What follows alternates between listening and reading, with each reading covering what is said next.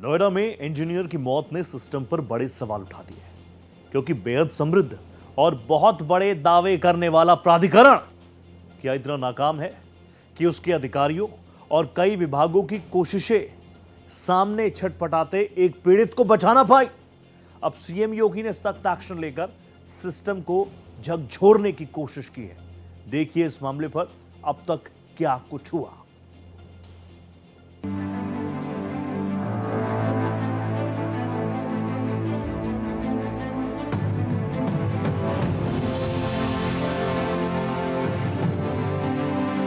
Noida sector 150 में 27 वर्षीय software engineer युवराज मेहता की मौत ने लोगों को झकझोर कर रख दिया है। ग्रेटर नोएडा में इंजीनियर युवराज की प्रशासन की नाकामी के चलते नाले में गिरने से मौत हो गई, जिसे लेकर लोगों में काफी गुस्सा है। इस मामले में यूपी सरकार ने बड़ा प्रशासनिक एक्शन लेते हुए नोएडा अथॉरिटी के सीईओ लोकेश एम को पद से हटा दिया है। इसके अलावा ट्रैफिक सेल के एक जूनियर इंजीनियर को बर्खास्त कर दिया गया है और कई अन्य अधिकारियों को कारण बताओ नोटिस जारी किया गया है। सीएम योगी ने मेरठ जोन के एडीजी के नेतृत्व में 3 सदस्यीय एसआईटी का गठन किया है। ये टीम 5 दिनों के भीतर अपनी विस्तृत रिपोर्ट सौंपेगी। इस बीच पोस्टमार्टम रिपोर्ट से पुष्टि हुई है कि युवराज की मौत दम घुटने और कार्डियक अरेस्ट के कारण हुई। वो लगभग 80 से 90 मिनट तक ठंडे पानी के बीच मदद के लिए संघर्ष करता रहा। पुलिस ने पीड़ित परिवार की शिकायत पर 2 बिल्डर एमजे विशटाउन प्लानर लिमिटेड और lotus green construction private limited के खिलाफ गैर इरादतन हत्या और अन्य लापरवाही की धाराओं में केस दर्ज किया है। बताया गया है कि इन बिल्डर्स पर अथॉरिटी का लगभग 3000 करोड़ बकाया है। नोएडा के पॉश कहे जाने वाले इलाके में सड़क और ट्रैफिक की नाकामी ने आखिर कैसे एक हंसती खेलती जान ले ली, इसकी पूरी जानकारी से लोग सन्न रह जाते हैं, क्योंकि इंजीनियर युवराज मेहता 2 घंटे तक ठंडे पानी और मौत के बीच संघर्ष करता रहा। उसकी गाड़ी जब पानी से भरे गड्ढे में गिरी तो वो उसकी छत पर लेटकर कभी अपने मोबाइल की लाइट जलाकर लोगों से मदद मांगता रहा, कभी फोन कर अपने पापा को अपना हाल बताया। पिता ने कई विभागों को फोन किया, लोकेशन भेजी, मदद की भीख मांगी। युवराज के पिता ने पुलिस और फायर ब्रिगेड सबको सूचित किया, लेकिन ना तो बिल्डर के सुरक्षा इंतजाम जागे और ना ही नोएडा अथॉरिटी का प्रशासन, और इंजीनियर के इस नाले में संघर्ष करते हुए मौत हो गई।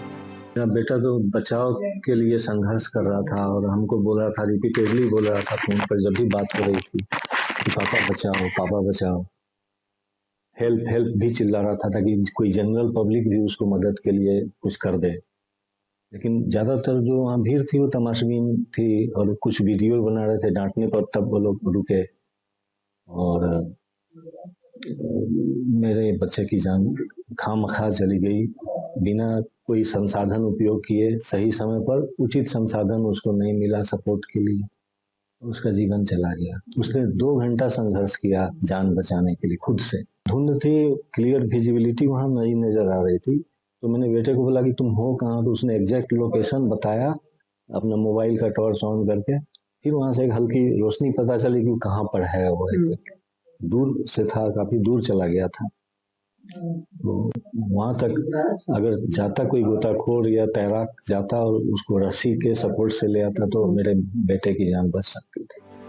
तालाब में गिरकर हुई इंजीनियर की मौत की घटना के वक्त मौके पर मौजूद मुनेंद्र से जब हमारे संवाददाता ने बातचीत की तो उसने हकीकत खोल कर रख दी कि कैसे इंजीनियर मदद के लिए गुहार लगाता रहा, लेकिन उसकी मदद के लिए कोई समय रहते उसे बचाने के लिए नहीं पहुंच पाया। घटना ये हुई है, जो मौके पे जिस टाइम गाड़ी गिरी थी उस टाइम मैं नहीं था, लेकिन मैं किस टाइम आया हूँ, गाड़ी गिरी है 11:15 बजे के करीब, 11:45 पर गाड़ी इसके अंदर गिरी है। 1:30 से 2 बजे तक, 1:30 पौने 2 बजे तक किसी ने उस बच्चे को बचाने की कोशिश नहीं की। 2.5 घंटे उसने अपनी बचाने की गुहार लगाई है। गाड़ी डूबी नहीं थी। 2 घंटे तक उस गाड़ी के ऊपर बैठ के टॉर्च चला के बोल रहा था कि प्लीज़ हेल्प ऐसे करके। उसने गिरते ही अपने पिताजी पे कॉल भी किया कि पापा मैं किसी तालाब में गिर चुका हूँ, आप मेरी हेल्प कीजिए, इधर यहाँ पे आइए। तो ठीक है।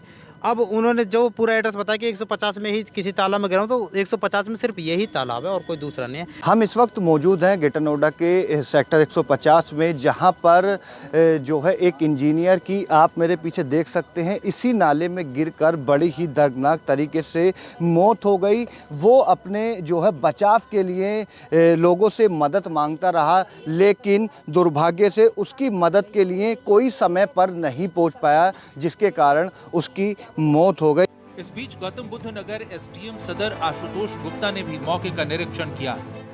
मैं विजिट करने आया था। जांच जो भी होगी सूचना में उच्च अधिकारी को कार्रवाई की जाएगी। बिल्कुल की जाएगी, उसमें कोई दो राय नहीं। एफआईआर दर्ज होगी किसी के खिलाफ? हाँ, एफआईआर दर्ज। एक घर का चिराग हमेशा के लिए बुझ गया क्योंकि घने कोहरे के कारण उसकी कार अनियंत्रित होकर एक निर्माणाधीन बेसमेंट के 30 फीट गहरे गड्ढे में गिर गई थी। लेकिन हमारा पूरा सिस्टम मिलकर भी जानकारी के बावजूद भी उसे लगभग 2 घंटे बाद तक नहीं बचा पाया। इसे लेकर स्थानीय लोगों के साथ ही पूरे देश में गुस्सा है।